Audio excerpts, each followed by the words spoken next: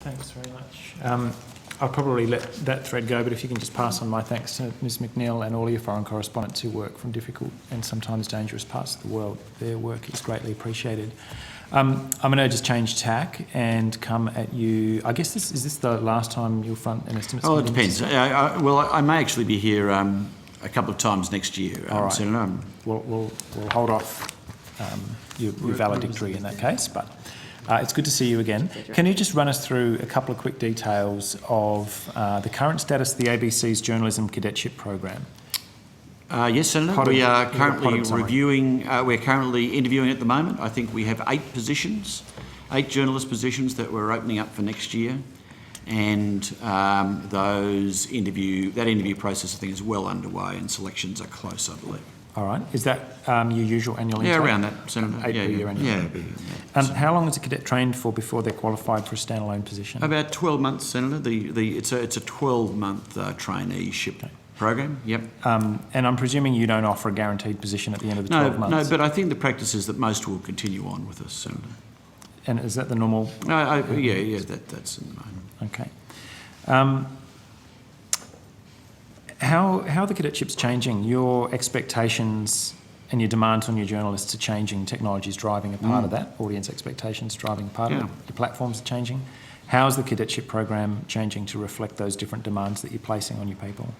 Well, Senator, we do try and give our journalists experience and opportunities to develop their skills across the range of storytelling that's part of journalism now. So they'll get some experience in television and radio, in online, in filing for mobile, across a range of short breaking news and then longer stories as well. So we attempt to give people the experience and the plurality that is now part of the journalistic requirement and which all our new recruits have. Can I say, it's interesting, particularly those who've come out of journalism school, they often arrive with a lot of these cross-platform skills. Okay. And in a way, most of our reporters now are developing, the capacity to tell their stories across a range of platforms.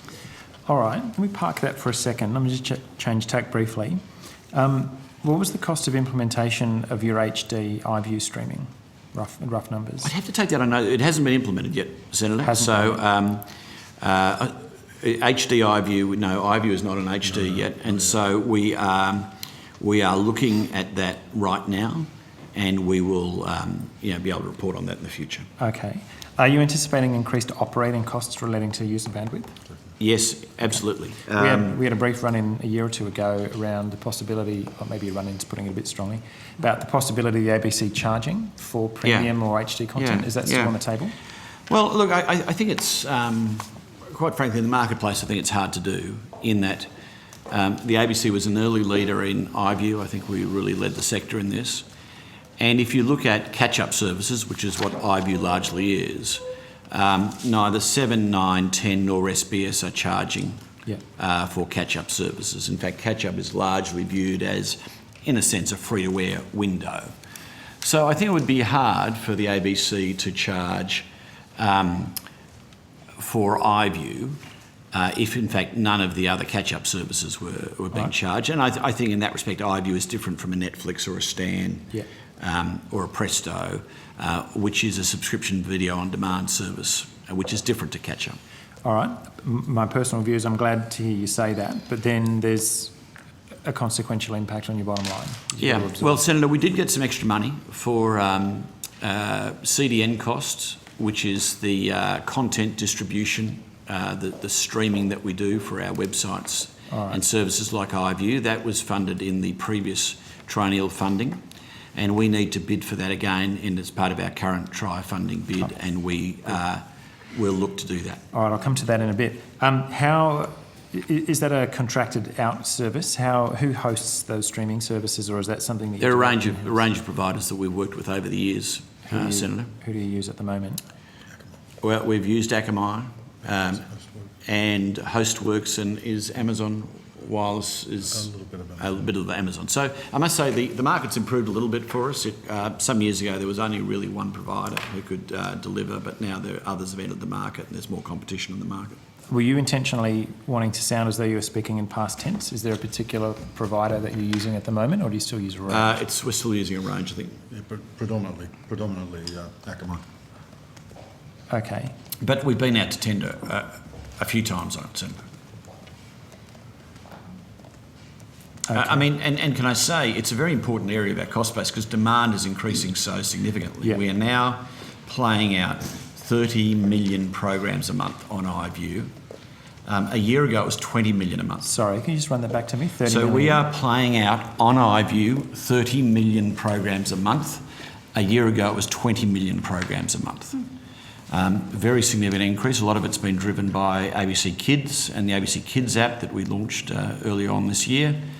But that is just indicative of how much the audience is migrating towards watching programming on a device they want at a time. They want particularly younger audiences. Are we in a position where you could estimate your the breakup or the proportion of eyeball reach, if you like, we'll just leave radio out for the moment, between your free-to-air and your digital? Yeah, it is overwhelmingly free-to-air. But the trend line is the trend line is increasingly is to catch up, yeah. And I think you can particularly see that with younger audiences. 50% annual growth. Yeah, that's very, very rapid take up. Yeah, it is. Okay, is that a consistent trend over the last 4 or 5 years? No, iView's always had pretty steady growth, but that's a very dramatic increase in the last 12 months, and that's largely on the back of our children. I think it's on the back of our children's programming, and I think the arrival of Netflix in particular, and fast broadband, and in a sense cheaper broadband or bigger caps. You know, we used to worry about, quite low caps. Now the caps are quite big. I think a lot more people are streaming their content, and so the market is growing, and we're responding to that. Okay. So who's your vendor for iView? When iView breaks, who fixes it? Well, it's done in-house. It's all done in-house. Okay. So how do you attract, this is going to come back to your cadetship work, your cadets, your journalists, how do you attract technologists and engineers when you're competing presumably with private industry who can actually pay quite a bit more for talent, or just pick people up and move them to Silicon Valley, for example? What's your program for keeping good technology people in-house if you're not outsourcing that service? In relation to iView or digital, well, it's quite an issue because there's significant demand for those resources, and it's why we do outsource a number of those activities because we just can't retain those skills in-house. Okay. Can you provide it? Mr. Scott's just made it sound as though the kind of core team for iView is in-house, not outsourced. Can you provide a breakup across your digital platforms? What part of iView you're talking about? The development team. Yeah. The development team is in-house. Okay. The hosting and distribution is out. Yeah. I mean, it is an issue on the skills-based centre. We're currently, we created ABC Digital Network last year. ABC Digital Network brings together our designer and developer capability. We've found benefits in doing that, but as we've looked to scale up, particularly to deliver all our content on mobile, we need to go into the field to recruit, and it's a very tough market to recruit the developers and the designers that we need. And, I was talking to the Commonwealth Bank the other day. They're in exactly the same circumstance. There is clearly a skills shortage around designer, developer, UX capability, and we certainly don't pay top of the market. We find people want to work with us because they like the products and they like the idea of working at the ABC, but it is a challenging market for us. So that brings us full circle. Are you considering, or would you consider, a cadet-style traineeship program to develop the technical skills and attract potential recruits? So we were talking before about journalism cadetship. Yes. I can throw this to Senator Fifield if you'd rather take it. I've got 2 that might drift into government policy. Well, we are thinking of all approaches, Senator. We have run some technology scholarships, but yes, we are looking at this, and even things like internships and working with more closely with some of the universities is something else that we are looking at and thinking about in this area. All right. Senator Fifield, I might throw this one to you. There's a lot of talk from yourself, from the Prime Minister, from Mr. White, from others with relevant portfolios about agility and innovation and digital disruption and other various, buzzword bingo games that we could play. Has the ABC been considered as a possible incubator for the sort of technology talent that you're all presumably referring to? Are you talking in the context of the innovation statement, or you're talking more broadly? Start there if you like. More broadly, there are a number of senior portfolio holders who are using this language and playing in this space. I'm not having a shot. I think it's actually really welcome. You've got the ABC sitting here, has actually been a leader in recent years. Are you considering the ABC as a possible incubator for precisely the kind of talent that you're trying to keep here? For the type of talent people, that we're human beings, trying people to keep, actually make it work?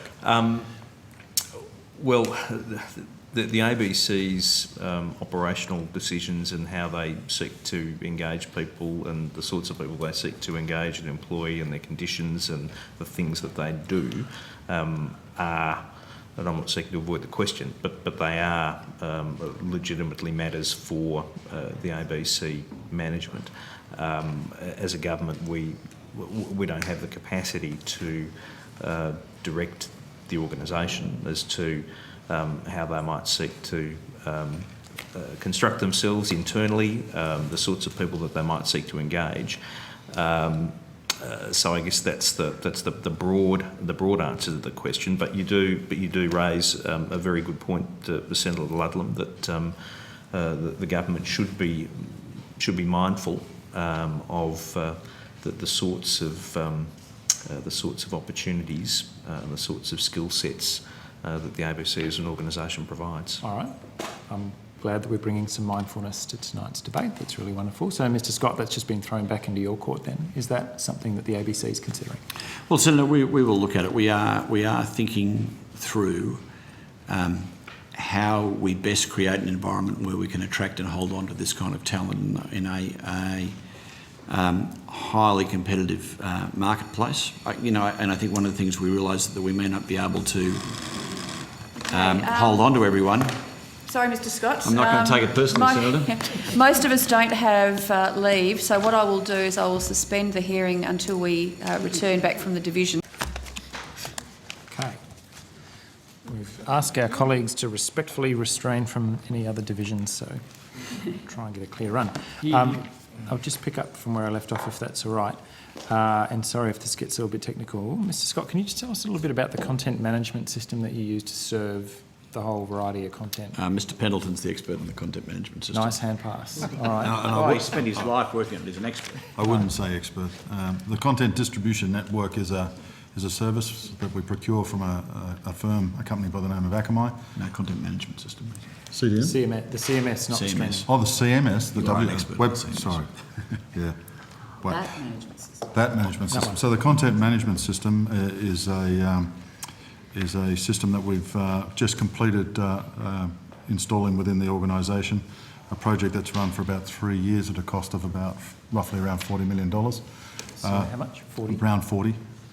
That's the core software and the project to implement it as well. The system will be available for all our web content publishing purposes into the future. It doesn't actually store the content. It actually sources the content stored in our radio, audio, and video systems, and then our content creators publish through that system. It's a quantum leap in system capability from our existing system, which is referred to as Wallace. It's been around for a long time, and publishing times are really very slow and cumbersome. Our news services, our online news services at the moment, are published through our CMS, WCMS. Have been for a number of years. The system is now available for all content publishing. Okay. So the basic software is Core Media? Core Media. That's what it is. Okay. Now that's a proprietary system. When you were weighing up the decision to move from your older system to this new one, how did you weigh up the risk of getting trapped in a proprietary format as opposed to adopting an open source platform? We did a fairly detailed evaluation when we selected the software. So we'd had a number of attempts at building CMSs ourselves, which had not succeeded. We then sourced the market, looked around at what everybody else was using, and evaluated against the criteria, the requirements that we had of what products best met the needs of the ABC. And when you say locked into a proprietary system, it's the tool basically that allows our content makers to publish their content. So it's Yeah. And if they go out of business, you're buggered. Well, we have a contract in place in relation to the access to the software. If the company went belly up, then we have contractual remedies in terms of access to the application into the future. Yeah, but they're going to stop patching it and developing it, is my point. Whereas an open source platform is less likely to go extinct underneath you if you choose a good one. So I'm just wondering how you weigh up, like this is something that any company or anybody with a big, big content farm is going to need to make these decisions. Did you at any time give any serious consideration to using an open source platform? I don't think that. I'd have to check back, but I'm not sure that we actually looked at open sourced software providers. Okay, that's interesting. Maybe if we can park that for a sec, and we're running way over time, so I'll be fairly quick, and I might end up asking you to take these on notice.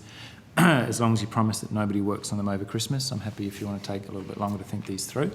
The DTO, the new digital transformation office that's been established, has written a digital service standard that reads pretty well around the criteria that digital services must meet to ensure services, I'll just quite briefly, are simpler, faster, easier to use, etc., etc. A lot of pretty good stuff.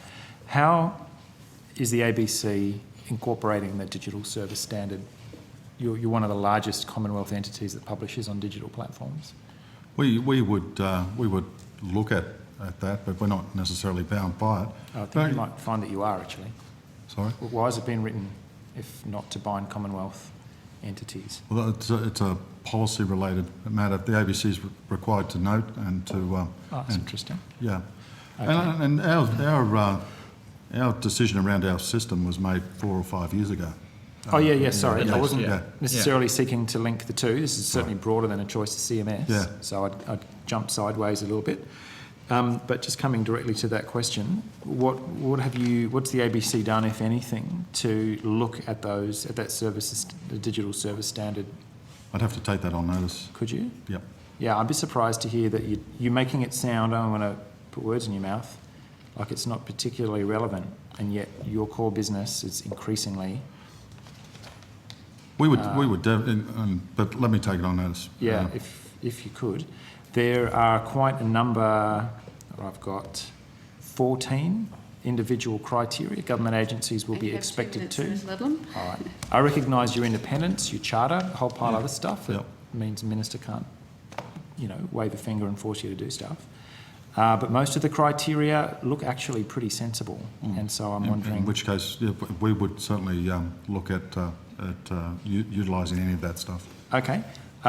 Without going to too much trouble, I'd really appreciate some understanding of how you've addressed the criteria that are set out. I'll leave it there. Thank you, Chair.